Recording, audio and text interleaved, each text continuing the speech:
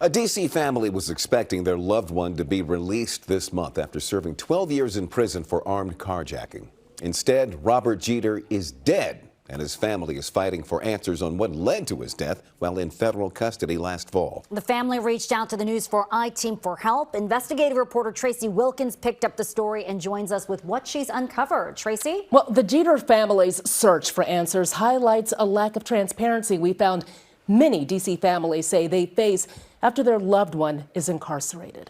D.C. does not have a local prison like states do. Their prisoners can be shipped across the country. This map shows the prisons where more than 2,500 D.C. inmates are serving their sentences. One of the farthest is in Victorville, California. That's where Robert Jeter was serving his sentence when he died.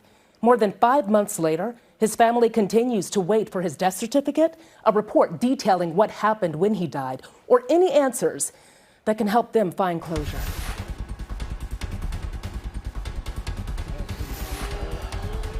When Christina Jeter said goodbye to her son Robert in 2013, she expected him to be back home by now. But not like this. It took the life out of me when I saw my son laying in that casket. It was a moment she had been dreading ever since she received a call from a California prison chaplain last October, saying her 29-year-old son was in terrible shape. She said, "Your son was found unresponsive." I said, "Is he dead?" She said, "I don't know." That call sent Christina spiraling as she contemplated the cost and time it would take to get from D.C. to Robert in California, who had been transported to a local hospital. And that's when they told me that by the time I got to California, he'll be already dead because he don't have no brain activity. Before Robert Jeter was federal inmate 50080-007. His sister Tyria says he was her lovable little brother. He was a happy kid. But that changed as he got older and struggled with learning disabilities. Barely able to read and write, his family says he was bullied and eventually dropped out of high school. Robert just started getting into things that he shouldn't have been getting into. In June 2012, he and a friend were arrested for armed carjacking and robbery in D.C. Robert was sentenced to 12 years and began serving his time at FCI Gilmer in West Virginia. Not that I would have ever had imagined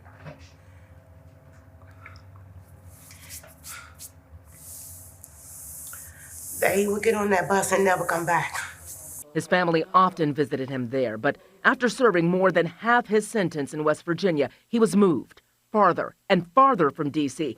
until he landed more than 2,500 miles away at Victorville last year. This despite a Federal Bureau of Prison guideline that says inmates should be placed within 500 miles of home whenever possible. Medical assessments and court records reviewed by the I-Team shows he was in good health when in West Virginia. Christina says she doesn't know what could have changed by the time he arrived at USP Victorville. She had even more questions after speaking to a doctor at Arrowhead Medical Center, where Robert died. He said, "Your son has force blunt trauma to the brain so severely that his brain had swollen and hemorrhaged. And then he was beaten so severely that his liver was split." Christina says no one at the prison or BOP has confirmed those injuries. Robert's body was sent to the local coroner for an autopsy. And after 6 weeks of providing documents to prove she was next of kin, Christina finally received Robert's remains here in D.C., but little else. I don't have his death certificate. I don't have the autopsy report. We have nothing but this corpse. This family should have some answers. Deborah Golden is a local civil rights attorney and has represented many D.C. inmates and their families. She said it's not only difficult to get timely answers from BOP about in-custody deaths, but even more difficult to get justice if wrongdoing is found. What's lost when it takes years to get records after a prison death? In many cases, the ability to pursue legal action because statutes of limitations have run, and the human sense of finding out what happened to your loved one. The Jeter family hoped his autopsy would give them some insight into his death. Instead, earlier this year, the San Bernardino County Sheriff's Coroner's Office ruled Robert's death undetermined. It told the I-Team the complete records aren't yet available for release. A second forensic autopsy on an individual that died in custody is extremely important. Former D.C. medical examiner Dr. Roger Mitchell, author of Death in Custody, says while the second opinion is valuable, it must be done in a timely manner. He, too, has questions about what the autopsy will reveal based on what Christina says the hospital told her about his injuries. Those undetermineds need to be looked at. He says Robert's story underscores why he added a simple checkbox to the D.C. death certificate to help track in-custody deaths. It's something he wants to see on all U.S. death certificates. We have a very accurate account of how many people are dying from fentanyl and opioids, and we should.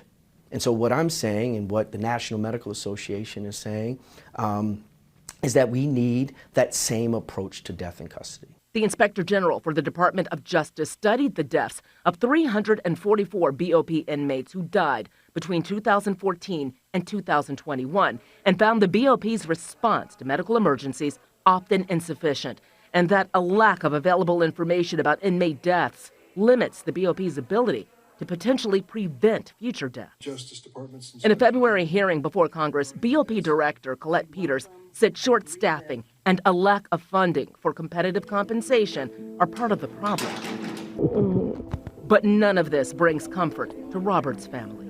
He had hopes. He wanted to live his life. Christina has accepted that she won't see her son again, but she can't rest until she knows how his prison sentence became a death sentence.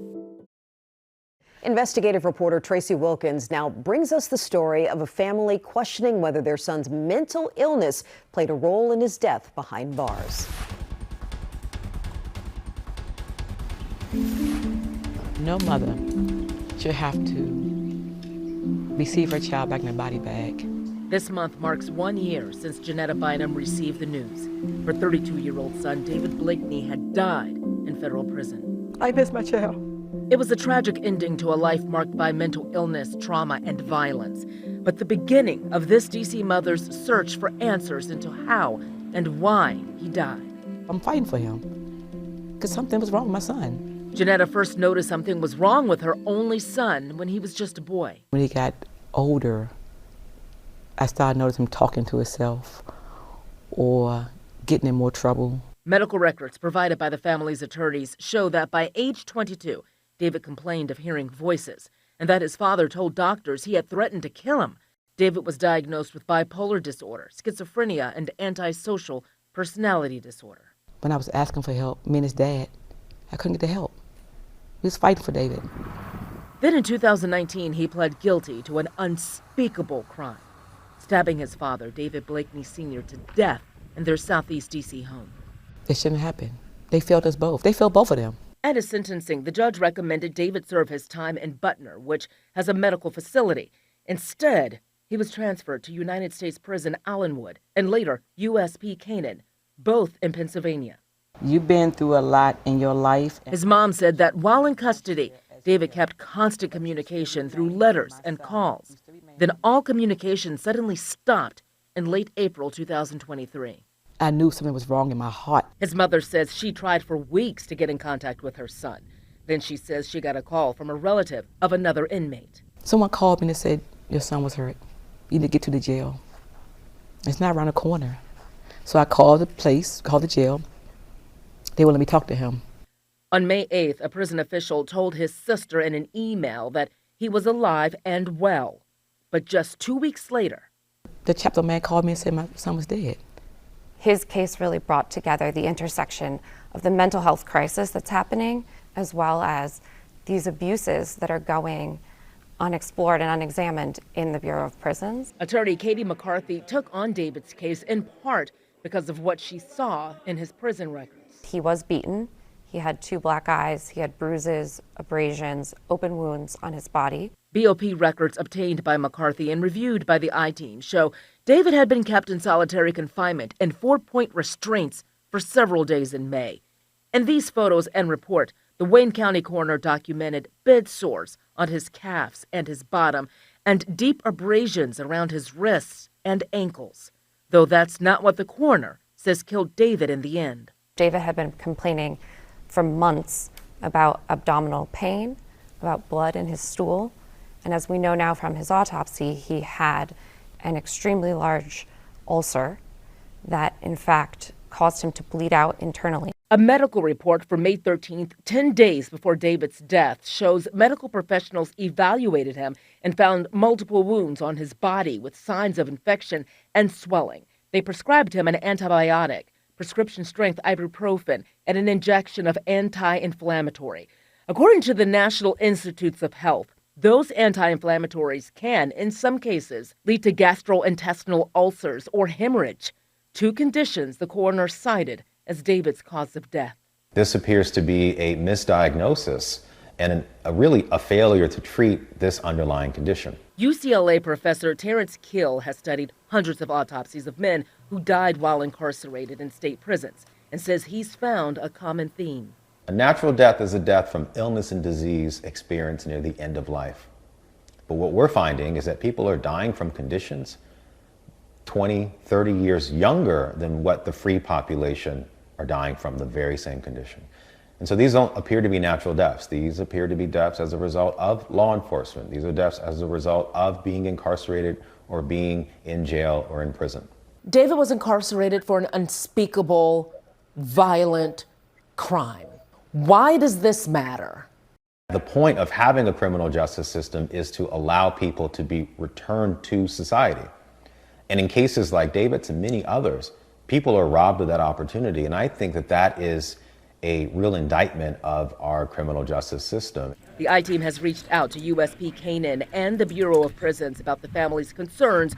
In its response, a BOP official didn't address our questions, but said, for safety, security, and privacy reasons, this office does not share specifics regarding the cause of death for any incarcerated individual.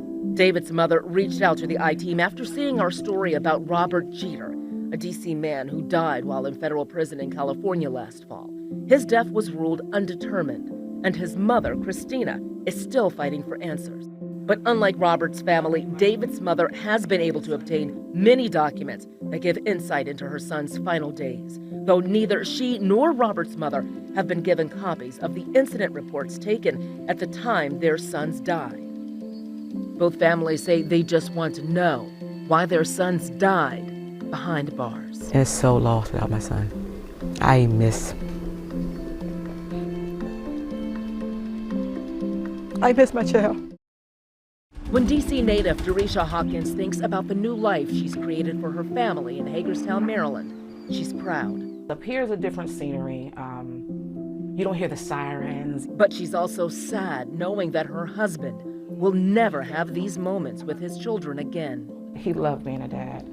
He just loved it. She says Kamara Jones was a dutiful father, but also a complicated man. In and out of prison, a parole violation putting him back behind bars, thousands of miles away, where Jones said he felt targeted. For some reason that they just automatically don't like D.C., people from D.C. The distance making it almost impossible to see him or check on him. I missed him prior to this, but it's a different feeling now. It's like I'm sorry, I don't want to get... It's a different feeling now, because I know he's not coming home. On March 22nd, Jones' body was discovered in the Special Housing Unit, a place of isolation for prisoners, also known as the SHU, at USP Victorville in California. His death ruled a homicide. The coroner's office called me and told me that they had his body. Prisoners placed in the SHU may be moved there for discipline or can request it for their own protection. Derisha doesn't know why he was there, but she told the I-Team he expressed concern for his safety and told her he had been injured, but didn't say by whom. He's had a broken collarbone, he's had fractured ribs. According to Bureau of Prisons documents obtained by the I-Team, correctional officers tried to resuscitate Jones after he was found leaning against the shower. I inquired about him, like, how was somebody deceased standing in a shower? A roommate also in the cell was restrained and removed. 5 months before Jones' death, Robert Jeter, another D.C. inmate, also serving time at Victorville, died after being found unresponsive inside the SHU. He had hopes. He wanted to live his life. Initially ruled undetermined, the BOP now says his death was a homicide caused by blunt force trauma. So severely that his brain had swollen and hemorrhaged. New prison records obtained by the I-Team show Jeter was also in the SHU, found in the shower. So many D.C. prisoners, they have a level of insecurity and instability that other state prisoners don't have. Brenda V. Smith is a professor of law at the American University Washington College of Law and has studied and advocated for D.C. inmates for more than 20 years. They're going to a place where nobody knows them, nobody has heard about them, and all they've heard is about this D.C. population that's coming to them that is entitled, that is violent. Many people don't know what happens inside of a prison. But it is Naila Sebron's job to know. She's with D.C. Corrections Information Council, or CIC. The city agency bridges the gap between D.C.'s inmates, the federal prisons, and the city's legislators. They visit up to 5 prisons a year, checking on conditions and talking with D.C.'s incarcerated. We are here to give them a voice. And they make recommendations based on what they find to the BOP and district officials. In this CIC inspection report of Victorville from 2016, numerous inmates said the prison was unsafe and dangerous, with high rates of gang-related violence. Over half of the inmates interviewed reported being assaulted and expressed fear for their safety or lives. D.C. inmates also complained that they were sent to the SHU more than others and were called troublemakers. The people who have authority and get these reports, what are they doing with them? I mean, I would hope that they're reading them and taking in the information. Change comes from legislation. And until there's specific legislation enacted, you know, we just keep churning out reports. CIC does not have the power to enforce its recommendations, and it's only notified of an inmate's death in federal custody when the BOP issues a press release. If you all don't know which prisoners are dying or where they're located or how many deaths are happening, doesn't that somehow hinder the oversight work? I think that that's where the families come into play, right? So if they contact us and they let us know what happened, then we can contact the powers that be at the BOP and inquire within. The Bureau of Prisons told the I-Team that due to privacy, safety, and security reasons, it couldn't comment on the conditions or any potential investigations involving inmates. You know, you want to have answers why he was there in the first place. Why was he that far in the first place? And let alone why he's not coming home at all.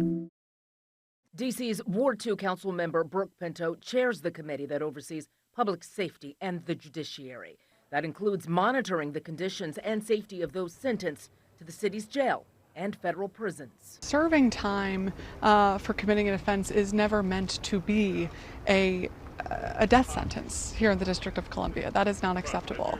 For the last year, the News 4 I-Team has investigated 3 deaths of D.C. inmates serving time in federal prisons away from D.C. One man's family tells the I-Team they plan to file suit against the Federal Bureau of Prisons after they say he died for medical neglect while behind bars at a prison in Pennsylvania.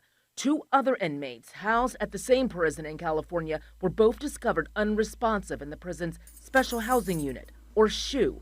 Their deaths ruled homicides. I think it is an outrage. I think it is unjust and is really important that district residents are serving sentences at least closer to home. BOP guidelines require inmates to be sent to prisons within 500 miles of their residence whenever possible. The News 4 I-Team has found that hundreds of the district's inmates are held up to thousands of miles away. When we look at recidivism rates of people coming back and recommitting a crime, one of the most key markers that we know that can tamp that down is relationships maintained with your family, with your community, so that when you serve a sentence, you can come back and re-enter society more smoothly. Brenda Smith, professor of law at the American University Washington College of Law, says being far away also leaves D.C. inmates especially vulnerable within the system. They're going to a place where nobody knows them, nobody has heard about them, and all they've heard is about this D.C. population that's coming to them that is entitled, that is violent. Folks are supposed to be serving within 500 miles of the District of Columbia. I think that is even too far. Pinto says she'll be focused this fall on working with Delegate Eleanor Holmes Norton to ensure D.C.'s inmates are being monitored. To make sure that district residents, regardless of where they sent, are treated humanely and fairly. We reached out to the BOP for any responses to the deaths. A spokesperson said due to safety, security, and privacy reasons, it couldn't comment on the condition, deaths, or any investigations involving inmates.